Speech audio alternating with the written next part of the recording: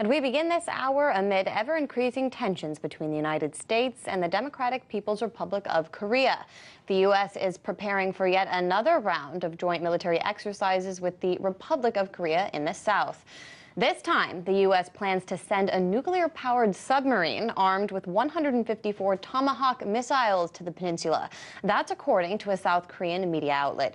Reports say the USS Michigan is slated to arrive at the port city of Busan in South Korea this weekend. By next week, the submarine will reportedly conduct joint military drills with the USS Ronald Reagan, a U.S. aircraft carrier, simulating all-out war against the North. DPRK considers these drills to be very provocative and has offered to halt its nuclear program if the U.S. put an end to these drills.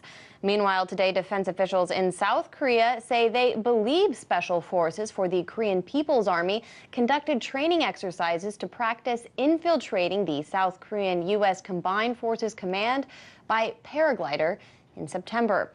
A South Korean lawmaker also accused the DPRK of deploying hackers to steal highly classified military documents, including details of a, quote, decapitation strike against the North.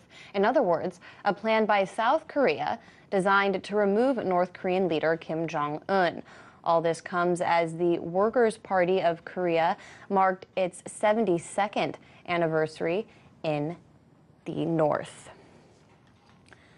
With President Trump repeatedly threatening to destroy North Korea, Britain has dived into the mix and is currently drawing up battle plans to help the U.S. if a war with North Korea becomes reality. With the latest, I'm joined now by RT's Alex Mihailovich in Toronto. Alex, what exactly are we hearing from the UK when it comes to North Korea? Well, it looks like the UK is taking things seriously. They know full well that if the U.S. jumps into a war with North Korea, they might be one of the first ones asked to come along for the ride.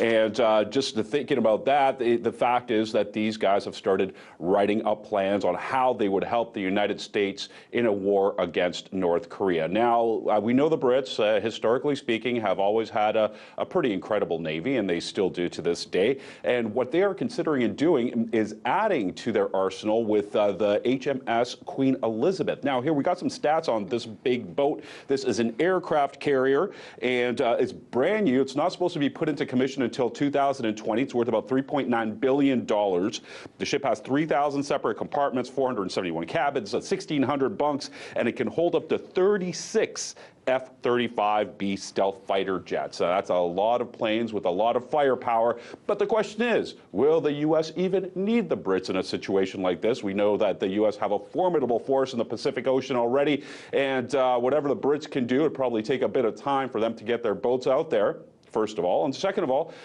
the U.S. Army, or the U.S. Navy, I should say, in this case, it's pretty powerful on its own. So many British people are questioning why Britain would even get into this game, knowing full well that this really is not their battle, other than the fact that their Secretary of Defense keeps telling them that North Korea's missiles can reach London more easily than they can reach Los Angeles, since London is actually closer, geographically speaking. Well, is it as simple as that then, Alex? The fear-mongering or the traditional allyship with the United States? Why is Britain being so hawkish when it comes to North Korea?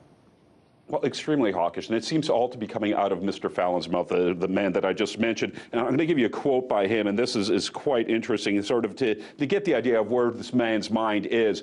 Today, the nuclear dangers are intensifying from a reckless North Korea and increasingly aggressive Russia. Nuclear weapons remain the only credible way to deter the most extreme dangers, reminding any aggressor that the benefits of an attack would be vastly outweighed by the consequences. And that's the British Defense Secretary Michael Fallon saying that.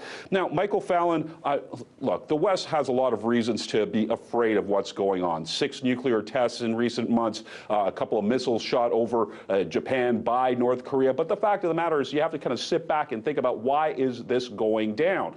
Kim Jong-il is not a stupid man. or Kim Jong-un, I should say. He's not a stupid man. He's looking at the situation where he saw somebody like Gaddafi go down, somebody like Saddam Hussein go down, because they didn't have deterrence. So he's trying to protect his own regime with this type of weaponry, and he's asking to negotiate. He's telling President Trump, let's talk about you guys sending all these weapons and doing these drills over in South Korea. So that's one big thing. And one thing that Mr. Fallon does not address is that China is the factor here, not the Brits, not the U.S. China is the country that's dealing most closely with North Korea. China has put up some stringent sanctions against North Korea. China can get the job done. And for some reason now, the Brits are saber-rattling as well. We also know that Mr. Fallon, though, recently has asked for more money for defense, so that could all be playing a part of this in this as well. As it sits with the Ministry of Defense in Britain, they're saying they would like to see a peaceful resolution and a diplomatic resolution to all this. And what we're seeing is, a lot of, as I mentioned, saber-rattling and a lot of push for a war that really doesn't need to happen. Well, even if the war doesn't happen, Alex, it seems all the saber-rattling will keep weapons makers here and in the UK very happy. Alex Mihailovich reporting in Toronto. Thank you so much. Thank you.